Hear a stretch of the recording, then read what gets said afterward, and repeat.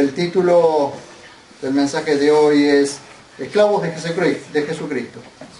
Esclavos de Jesucristo. Como introducción quiero decirles que la relación entre el cristiano y Jesucristo es de un esclavo hacia su amo.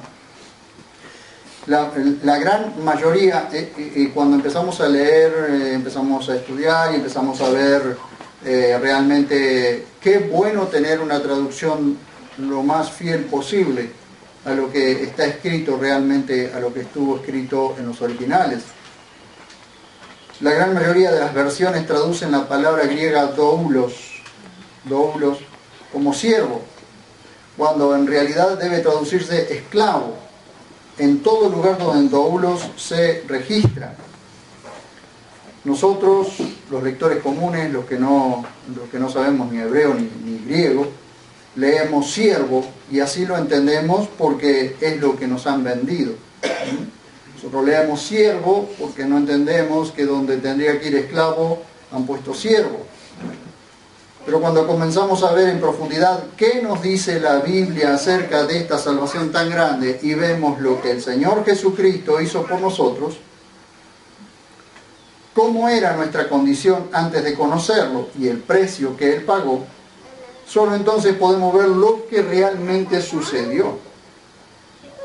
Primero, quiero mostrarles la diferencia que hacía la sociedad grecorromana entre siervo criado y esclavo. Es decir, entre siervo, un criado y un esclavo. El siervo criado recibía una paga por su servicio, tenía la libertad de escoger para quién trabajar y el tipo de trabajo a desempeñar. La idea de servidumbre tenía cierta autonomía y derechos individuales. Eso un criado o un siervo en una casa, a diferencia del esclavo. El esclavo, sin embargo, era una posesión. No tenía libertad, no tenía derechos, no tenía autonomía, tampoco voluntad ni opinión. Entonces, doulos era la condición servil más baja que existía entre los griegos principalmente. Y solo se rompían los lazos mediante la muerte de uno de los dos, o de los dos, es decir, del siervo y el amo, o de los dos. El esclavo debía servir a su amo sin tener en cuenta sus propios deseos o intereses, y la voluntad del esclavo quedaba totalmente absorbida por la voluntad de su amo. El esclavo no tenía derecho a nada, lo que tuviera era propiedad del amo. Todo lo que le pertenecía, lo que le llegara a pertenecer al doulos, al esclavo, era propiedad de su amo. Hasta su mujer y sus hijos eran propiedad de su amo. Entonces, doulos era el escalón más bajo de la servidumbre. El amo compraba el esclavo en el mercado y pasaba a ser de su propiedad. La gran mayoría de las versiones no traducían doulos. Fíjense ustedes qué cosa extraña, y nos venimos a dar cuenta ahora en el final de los tiempos. La gran mayoría de las versiones no traducían doulos como esclavo, sino como siervo o criado, para que no se asociara esta verdad bíblica con el terrible flagelo de la trata de esclavos en Inglaterra y Estados Unidos, que llegó a su término por medio de la ley parlamentaria en Inglaterra y la guerra civil en Estados Unidos. Por eso, la gran mayoría de las traducciones, o la gran mayoría de los traductores, no traducían la palabra doulos como esclavo, sino como siervo o como criado. Cuando en realidad la palabra doulos no significa ni siervo ni criado, porque hay como 6 términos para siervos o criados, pero solamente una para esclavos, doulos. Pero debemos ir a la verdad bíblica para entender qué somos en Cristo y qué éramos sin Cristo. ¿Qué somos en Cristo y qué éramos sin Cristo? Es chocante cuando nosotros decimos somos esclavos de Jesucristo.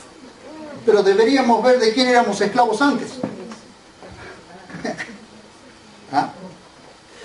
Cristo nos compró en el mercado de esclavos para hacernos esclavos suyos. Hemos sido comprados por precio. Y vamos a ver dos partes, dos pasajes en la Biblia, que es 1 Corintios 6:20 y 1 Corintios 7:22 y 23. 1 Corintios 6:20. Para comenzar a tener una idea de lo que el Señor hizo por nosotros, en principio.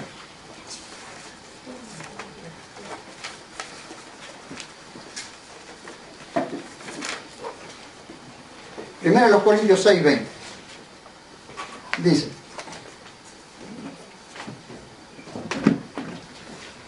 ¿lo tienen todos? Pasaje, página 1293.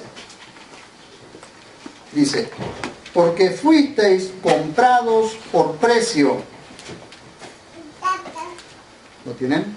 1 Corintios 6:20, página 1223. Porque fuisteis comprados por precio. Glorificad por tanto a Dios en vuestro cuerpo. 1 Corintios 7, 22 y 23. Den vuelta a la página. Dice, verso 22: porque el que fue llamado por el Señor siendo esclavo, liberto es del Señor. Asimismo, el que fue llamado siendo libre, esclavo es de Cristo. Por precio fuisteis comprados, no os hagáis esclavos de los hombres. Por precio. Fuimos comprados por precio, es decir, como aquel amo que iba al mercado y elegía el esclavo que quería, pagaba el precio, se lo llevaba a su casa y pasaba a ser de la propiedad. No era que lo compraba para que fuera libre, lo compraba para llevárselo como esclavo a su casa. Y Cristo pagó el precio por nosotros, para desesclavizarnos, para libertarnos. No nos gusta pensar en que somos esclavos de Cristo sin entender que teníamos otro amo. Todo el que hace el pecado es esclavo del pecado, dice Juan 8:34. Porque de quien uno es vencido, de éste queda hecho esclavo, dice 2 de Pedro 2:19. Y vean lo que dice Efesios 2:1, hermanos. Efesios 2:1. Cuando un judío que estaba bajo la ley, que es convertido por el Señor allí en el camino a Damasco, le escribe a los gentiles que eran cristianos y les dice dónde estaban y dónde sigue estando mucha gente. Vamos a Efesios 2:1. Hay un pasaje que ya lo hemos conocido, que ya lo conocemos, pero tenemos que ponerlo, tenemos que ir viendo en este contexto. Vean ustedes. 2:1, 1337, la página. Dice: y a vosotros, es decir, Pablo le está escribiendo a esos gentiles que han sido libres, que pertenecen a la iglesia del Señor, dice: y a vosotros, estando muertos en vuestros delitos y pecados, en los cuales anduvisteis en otro tiempo, siendo la tendencia, según la tendencia de este mundo, es decir, esclavizados por la tendencia de este mundo, hacia donde este mundo iba, íbamos nosotros, hermanos, porque éramos esclavos, porque no podíamos hacer otra cosa. Conforme al príncipe de la potestad del aire, el espíritu que ahora mismo está energizando en los hijos de la desobediencia. Entre ellos estábamos nosotros, siendo energizados por el diablo como hijos de desobediencia. De allí nos sacó el Señor. Para eso nos compró, para sacarnos de esos amos que había sobre nosotros. el mundo, la carne, el diablo. Éramos esclavos, hermanos. De manera que el que es liberto del pecado es esclavo de Cristo. Dice 2 Corintios capítulo 5, versos 14 y 15.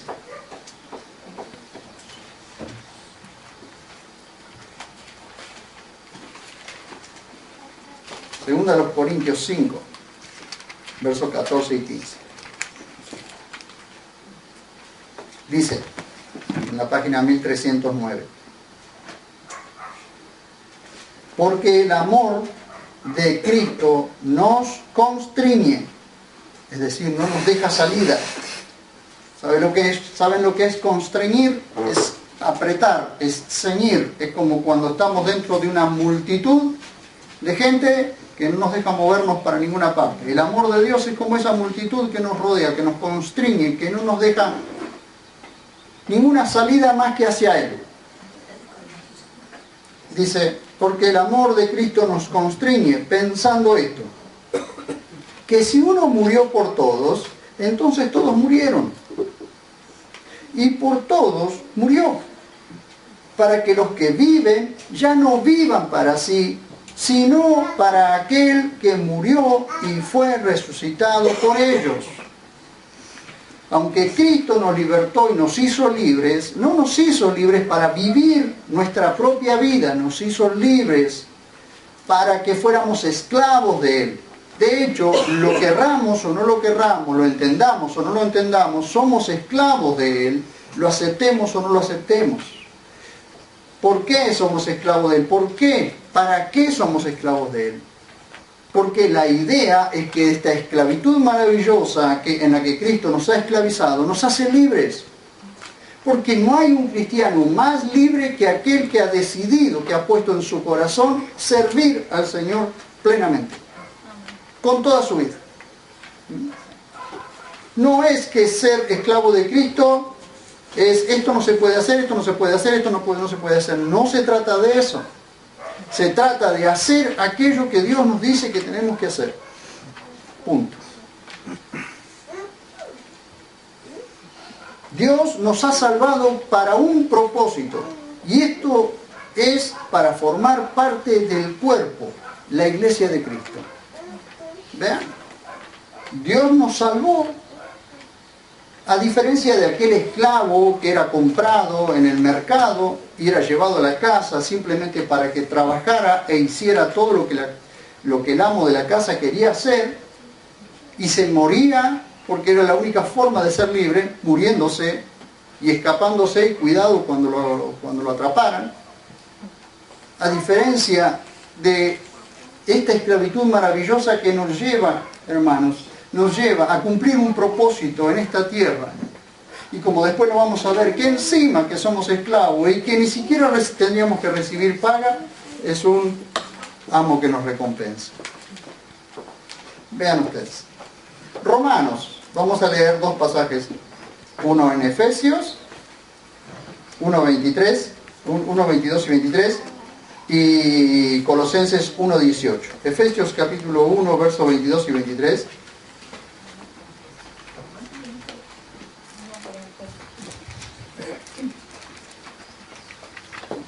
1, 22 y 23, página 1337 otra vez. Efesios, capítulo 1, versos 22 y 23. Para entender que Dios nos salvó para un propósito, y esto es para formar parte del cuerpo, de su cuerpo, la iglesia de Cristo. Efesios capítulo 1, versos 22 y 23. Dice: y sometió todas las cosas debajo de sus pies. ¿Quién? El Padre sometió todas las cosas debajo de los pies del Hijo y lo dio por cabeza sobre todas las cosas a la iglesia. Es decir, el Padre dio por cabeza sobre todas las cosas a la iglesia, la cual es su cuerpo, la plenitud de aquel que está completando todas las cosas en todos. Vean ustedes, ¿no? Que está completando todas las cosas en todos. Es decir, que todavía no está todo completo.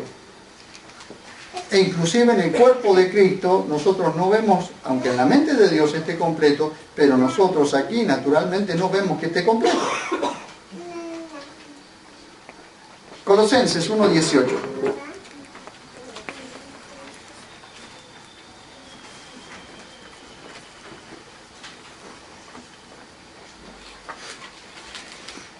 Observen conmigo. Dice algo bastante parecido a lo que dice Efesios. Muchas cosas se repiten en Colosenses de Efesios, pero no es lo mismo. Dice 1:18 de Colosenses, página 1349.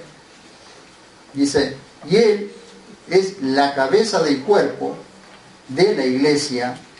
Él es el principio, el primogénito de los muertos, para que en todo tenga Él la preeminencia. Para eso nosotros hemos sido llamados, para que Él sea, Él sea nuestra cabeza, para que nosotros pertenezcamos a su iglesia, pertenezcamos a su cuerpo. Ese es el propósito, el primer propósito o el propósito mayor. Y encristados, es decir, puestos en el cuerpo de Cristo, y luego nos vamos desarrollando en la medida que vamos entendiendo y que vamos corrigiendo nuestro andar y vamos poniendo nuestras vidas al servicio del Señor. Entonces nuestra vida se va haciendo fructífera. Pero no se pone nuestra vida al servicio de un hombre, se pone al servicio de Dios para servir a la gente. Por eso una de las cosas que nosotros que debemos cultivar es amor profundo por Dios, pasión por Dios y compasión por la gente. A veces nos es necesario a nosotros y nos es necesario pasar por ciertas situaciones para tener compasión de los demás. Porque es la única forma de sensibilizarnos. Porque Dios, el que nos ha llamado a nosotros para hacernos sus esclavos, es quien también nos obra en nosotros para sensibilizarnos. También nos hizo esclavos para hacer la obra del servicio. Vean lo que dice en Efesios capítulo 4, verso 12.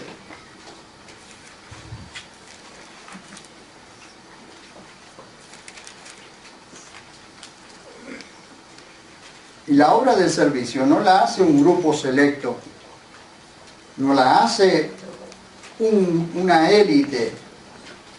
La obra del servicio la hacemos entre todos. 4:12 dice, bueno, en el contexto dice, y Él dio a unos apóstoles, a otros profetas, a otros evangelistas, a otros pastores y maestros, con miras al equipamiento de los santos para la obra del servicio, para la edificación del cuerpo de Cristo. ¿Ven cuál es el llamado? ¿Por qué Dios nos ha esclavizado?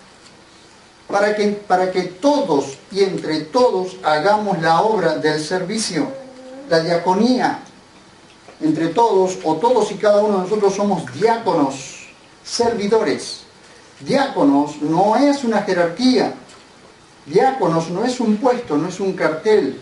Diáconos es un servicio, un servidor. Un servidor de la gente, pero esclavo de Jesucristo. Esta obra, hermanos, la obra del servicio, está destinada a los santos como testigos de su resurrección.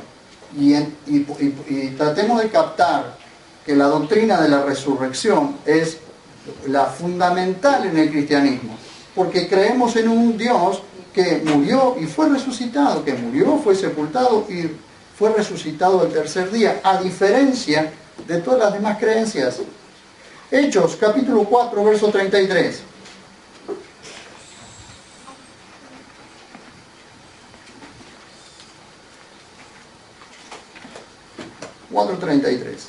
Dice: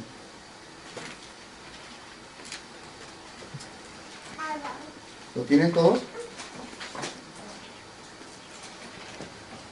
Dice en la página 1211: y con gran poder los apóstoles daban el testimonio de la resurrección del Señor Jesús y había abundante gracia sobre todos ellos. Esta obra a la que Dios nos ha llamado es hacer testigos de su resurrección. Vean también Primera de Pedro 1:3.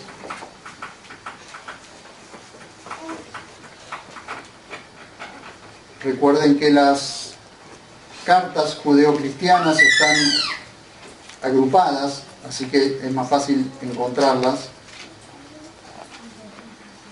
Primera de Pedro 1:3 dice: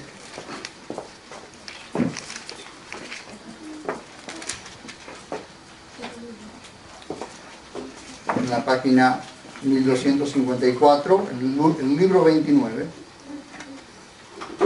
Bendito sea el Dios y Padre de Jesucristo, Señor nuestro, que según su gran misericordia nos hizo renacer para una esperanza viva por medio de la resurrección de Jesucristo de entre los muertos. Y segunda a Timoteo, capítulo 2, verso 2. Es una de las cartas de Pablo, así que están agrupadas entre las cartas paulinas, antes de Hebreos.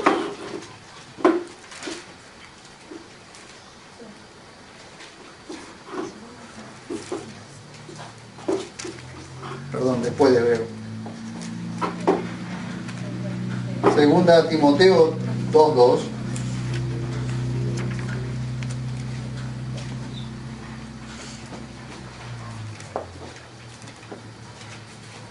Segunda Timoteo 2:2 dice: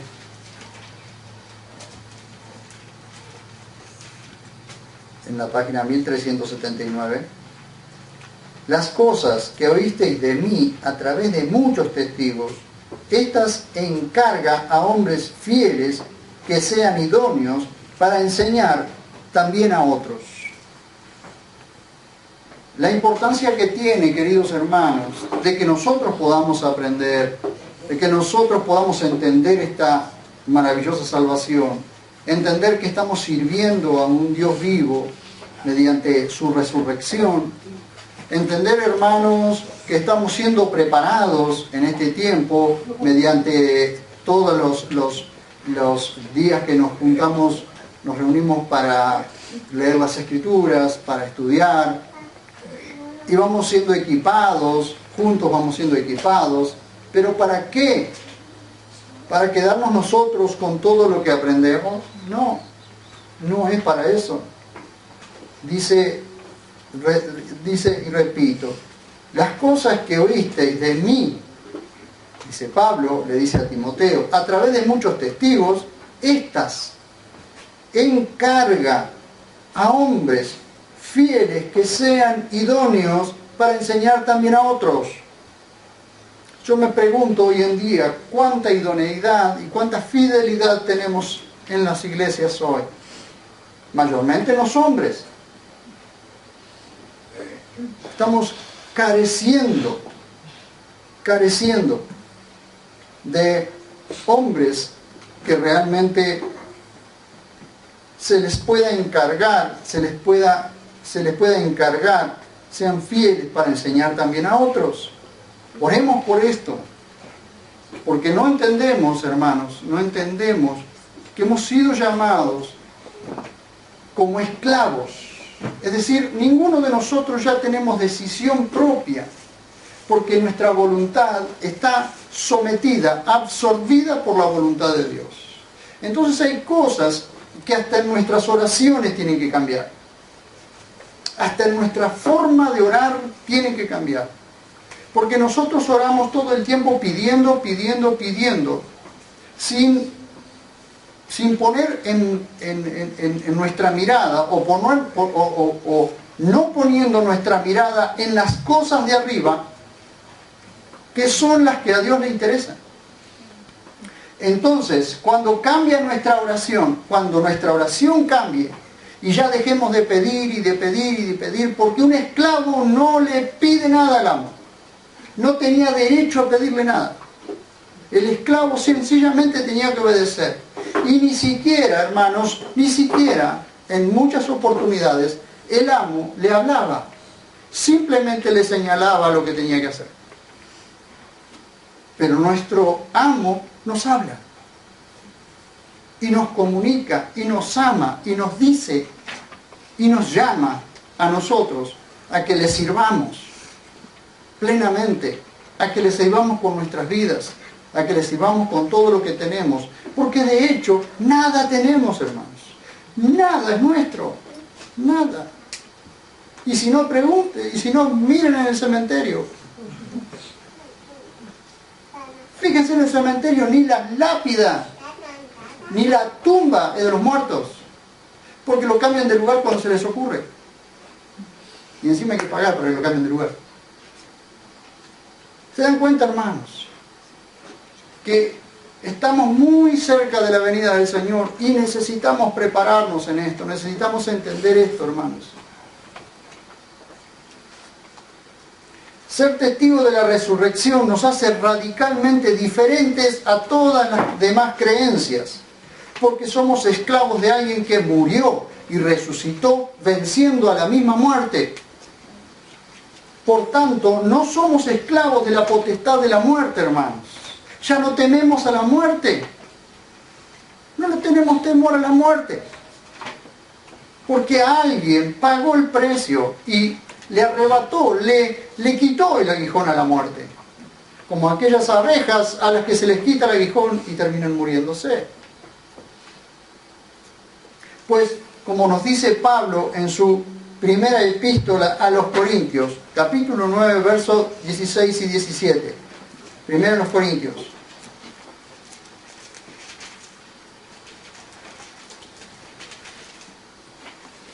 Capítulo 9, versos 16 y 17. Dice, página 1295.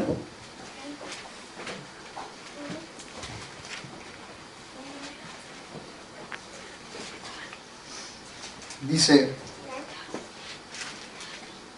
verso 16, porque si anuncio el Evangelio, mire en la posición en la que estaba Pablo, en la que se sentía Pablo.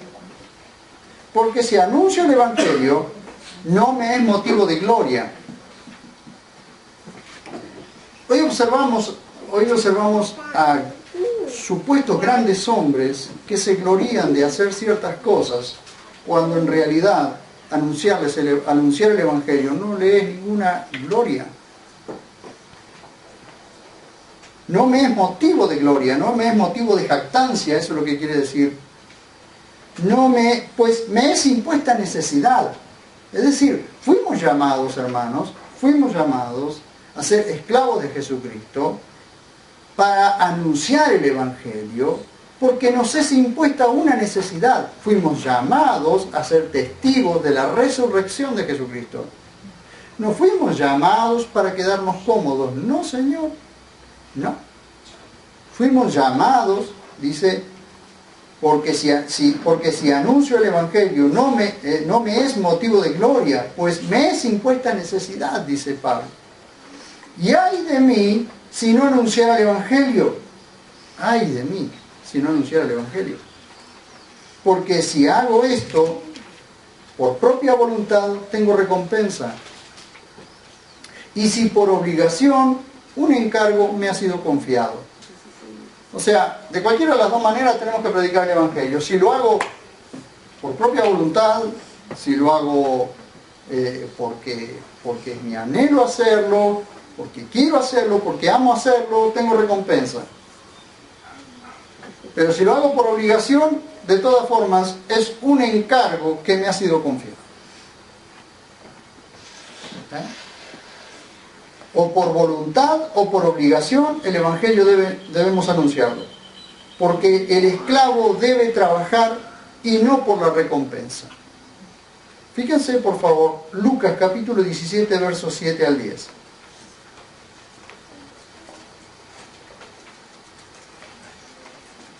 Un pasaje un tanto chocante que nos va a decir Jesús allí.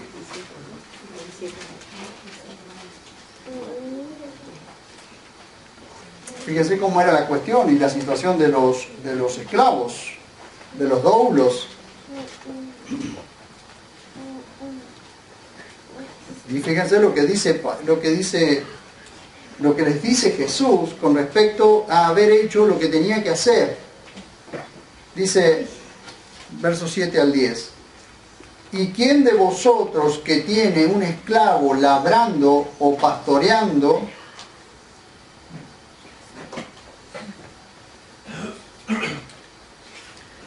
¿y quién de vosotros que tiene un esclavo labrando o pastoreando, cuando venga del campo, le dirá, pasa enseguida, reclínate a la mesa?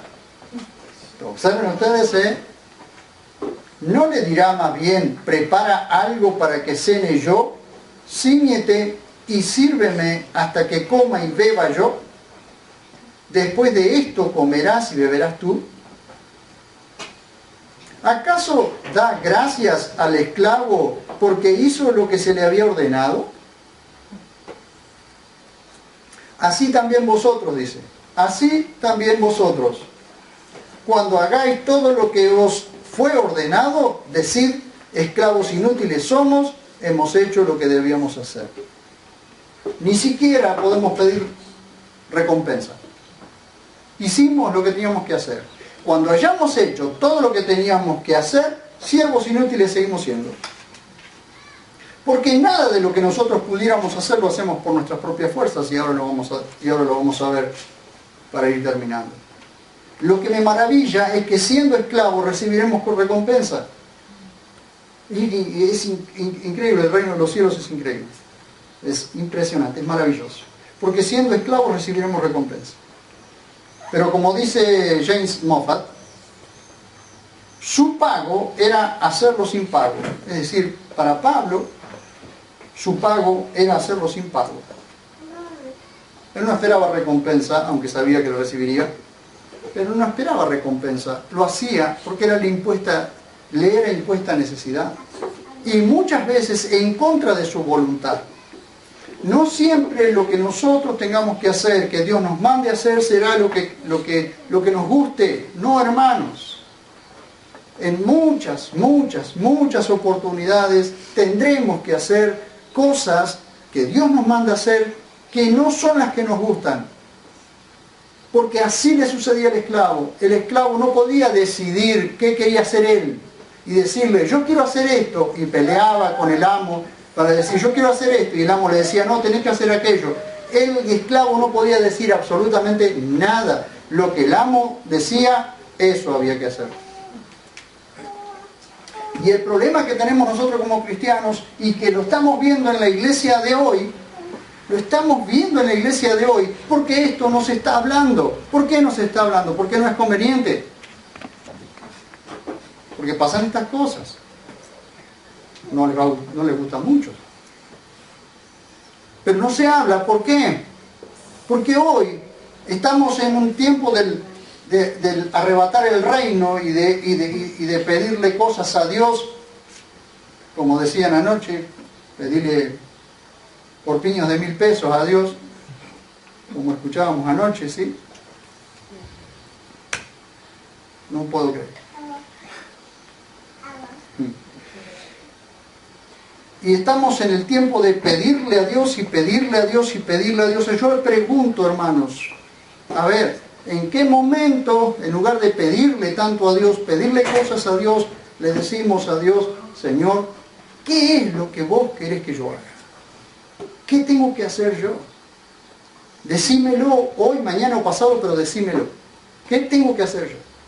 Entonces, ahí comenzamos a hacer la vida de esclavos de Jesucristo. Porque el esclavo no tiene decisión propia, hermanos. No tiene voluntad propia. El esclavo no hace lo que quiere. Y estamos viviendo al revés. Y las cosas nos van mal porque estamos viviendo al revés. Entonces no prosperamos. Espiritualmente no prosperamos porque estamos a la inversa. Ni nuestras oraciones están haciendo efecto. no prosperamos, y no estoy hablando de prosperidad económica, no estoy hablando de prosperidad económica, estoy hablando de la prosperidad en todo, cuando sentimos dentro nuestro que estamos creciendo en la gracia del Señor. Entonces la iglesia hoy se va volviendo a la ley, van volviendo a las cosas de la ley, porque no han entendido que han sido libres de la ley, porque eran esclavos de la ley, del pecado y de la muerte, y fueron hechos libres para que la gracia hiciera en cada creyente que fructifique, que traiga frutos para Dios. Entonces ahora la iglesia, en lugar de ir para adelante creciendo en la gracia, porque Pablo le dice, creced en la gracia, le dice a Timoteo, le dice a Tito, crezcan en la gracia, crezcan, maduren, vayan hacia adelante.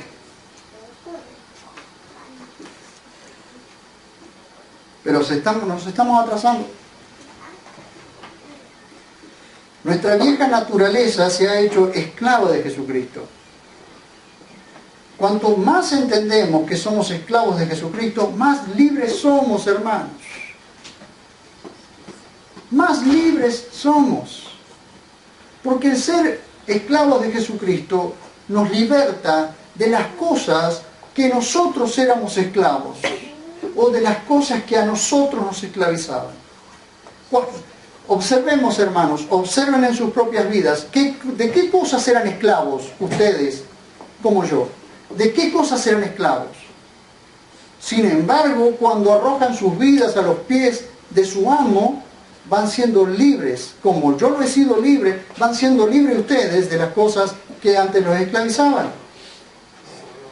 No somos esclavos por decisión propia, pues sin Cristo nada podemos hacer. Sin duda que no voy a poder terminar hoy esto, pero quiero terminar con estos 3 o 4 pasajes, para ver que sin Cristo nada podemos hacer. Gálatas capítulo 3, verso 5.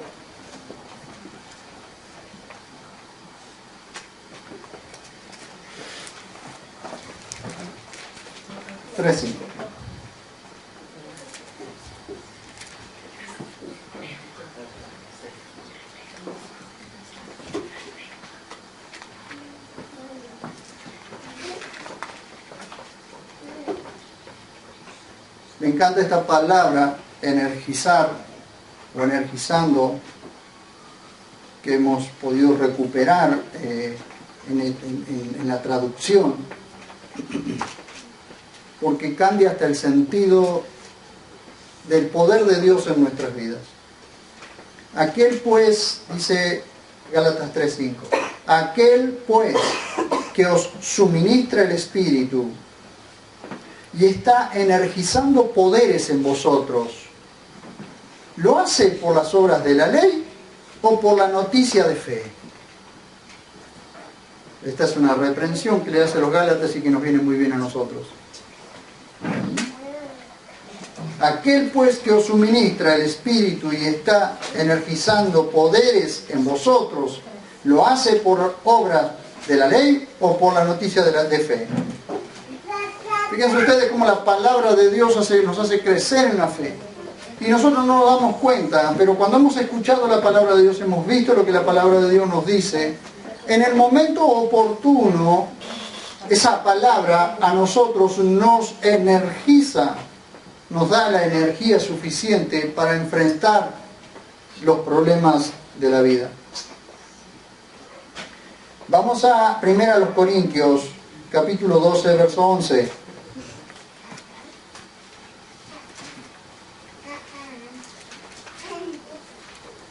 1 Corintios 12, 11.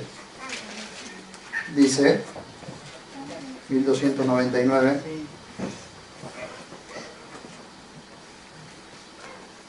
Pero todas estas cosas las energizan. Nuevamente tenemos esta preciosa palabra aquí. Pero todas estas cosas las energiza el único y el mismo Espíritu, repartiendo en particular a cada uno como Él quiere.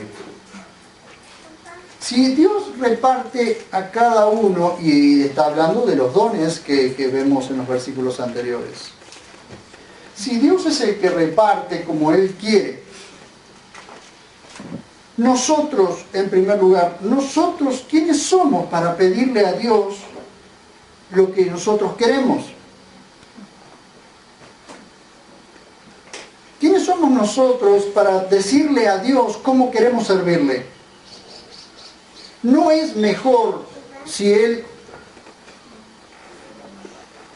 pero en todas estas cosas las energiza el único y el mismo Espíritu, repartiendo en particular a cada uno como Él quiere? Si Él reparte en particular como Él quiere a todos y cada uno de nosotros, ¿no somos nosotros los que tenemos que ir a Él y decirle: Señor, ¿qué es lo que yo debo hacer?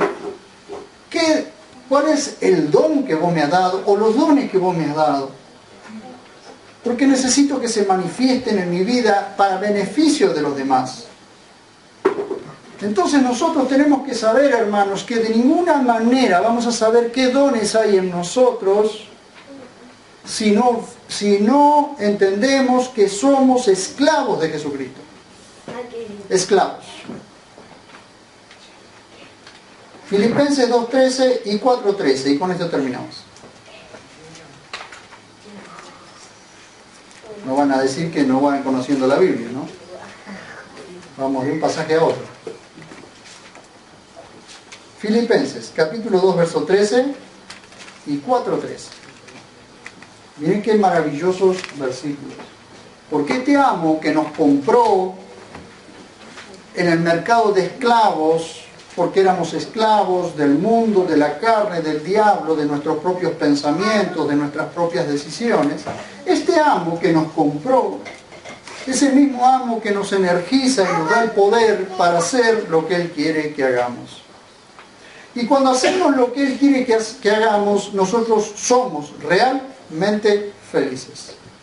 Aunque en principio no nos guste lo que Él quiere que hagamos. Entonces no tenemos necesidad de andar buscando la felicidad afuera, la felicidad fuera de Dios.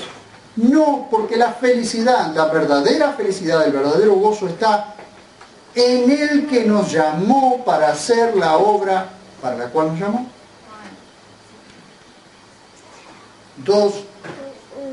Filipenses 2:13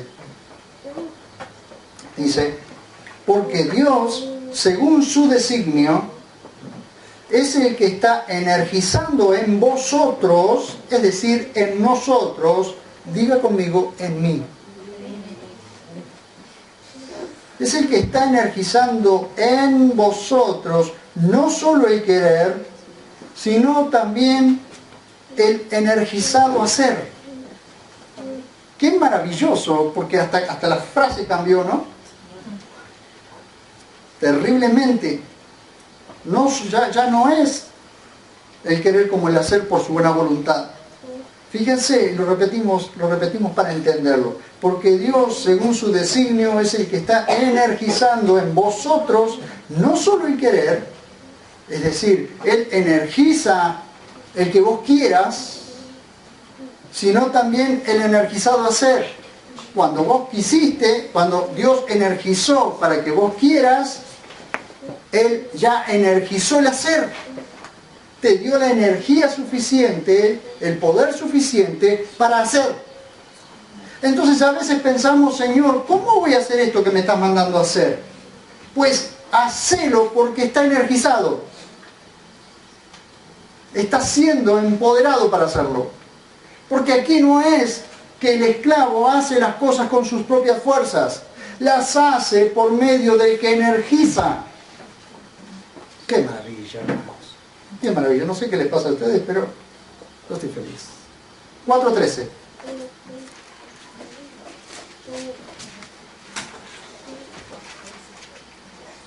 Un versículo que todos lo conocemos, sí, pero que lo conocíamos mal. A ver qué nos dice.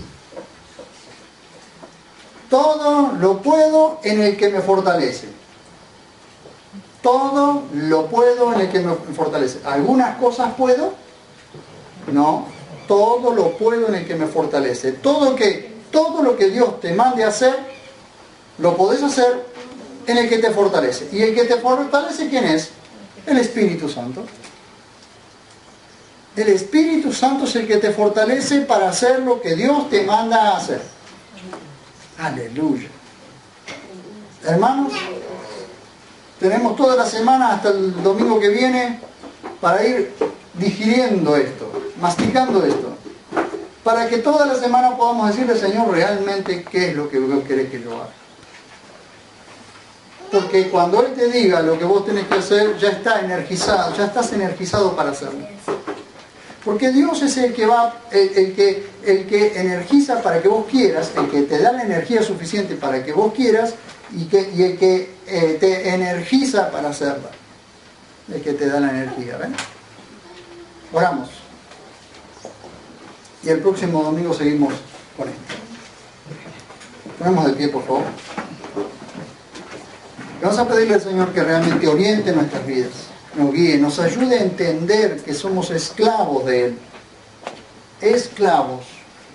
Que ya no somos siervos, los grandes siervos, que ya no somos los super siervos, los archisiervos, que sencillamente somos esclavos y que debemos hacer lo que Dios quiere que hagamos. Oramos. Señor, estamos ante tu preciosa presencia, entendiendo hoy más que nunca esta preciosa palabra, profunda pero dura palabra, Señor, que es doulos, ser esclavos tuyos, el esclavo más bajo en el servicio. Somos esclavos tuyos, pero no nos hace daño, no nos mata, no nos quita, Señor, vida, sino que nos da vida, nos energiza la vida el servirte. Gracias. Cuánta salud, Dios mío, podemos recuperar entendiendo estas cosas. Cuánto terreno podemos recuperar entendiendo estas cosas. Cuántas cosas vamos a evitar en nuestras vidas entendiendo esta preciosa esclavitud a la que fuimos llamados.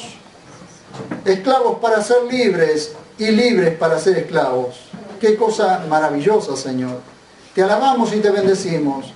Te rogamos, Dios mío, que todo esto que hemos visto en tu palabra nos ayude a entender y nos ayude a tomar las decisiones correctas en cada paso que tenemos que dar.